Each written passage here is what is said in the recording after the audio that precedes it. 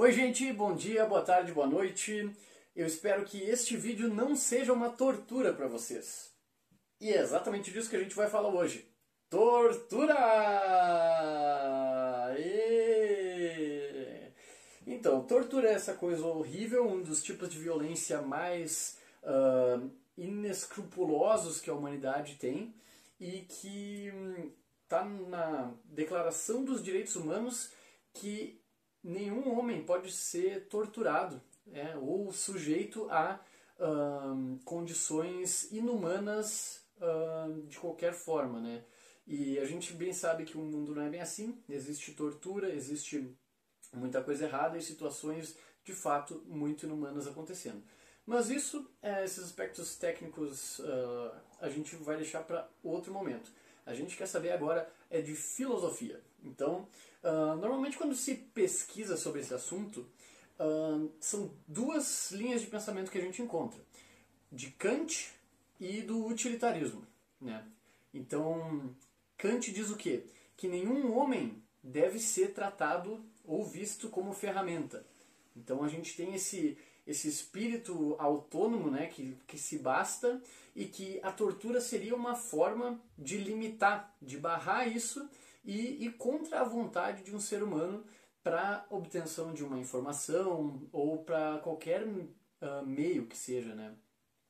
E nós temos do outro lado o utilitarismo. O utilitarismo é uma linha de pensamento muito legal, que ela diz que a gente deve maximizar a felicidade a todo custo. Então, a felicidade humana sendo o que a gente persegue, a gente pode fazer uma troca nesse contexto de tortura, né? Então, vamos supor que um ser humano que está sendo torturado, ele tem uma informação vital para salvar centenas de pessoas, né? Então, o utilitarista, ele faria mais ou menos o que a gente faz, sei lá, em matemática, né? Faria uma subtração ali de, esse um ser humano vai ser prejudicado para ajudar 100 seres humanos, então vou torturar ele e vou tentar conseguir essa informação. E a partir disso, nós temos essas duas linhas de pensamento sobre essa coisa toda. Eu estou trazendo linhas bem gerais, vocês podem depois se aprofundar, é essa a minha intenção aqui com o canal todo, na verdade. E a gente pode observar também que a tortura em si, o ato que a gente está falando aqui, a gente quer dissociar disso e falar mais de conceitos, porque existem muitos argumentos em relação a isso que dizem que até mesmo as informações conseguidas dessa forma, elas não têm uma validade tão grande, porque muitas vezes a pessoa está em tanta dor e sofrimento que ela vai dizer o que o interrogador quer ouvir, né? Então, às vezes não tem validade. Mas enfim, temos o pensamento kantiano e temos o pensamento utilitarista, né? E eu queria apontar que esses pensamentos são, na verdade, apenas duas lentes de perspectiva e que existem, na verdade, centenas, milhares de lentes de perspectiva com as quais a gente poderia analisar essa situação. E o que eu considero algo correto a se pensar é sempre a gente ir na direção do conceito maior de justiça, certo?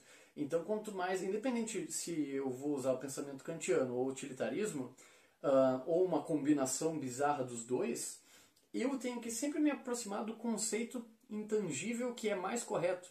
Ou seja, quanto mais eu me aproximar da metafísica da justiça, mais correto eu vou estar agindo.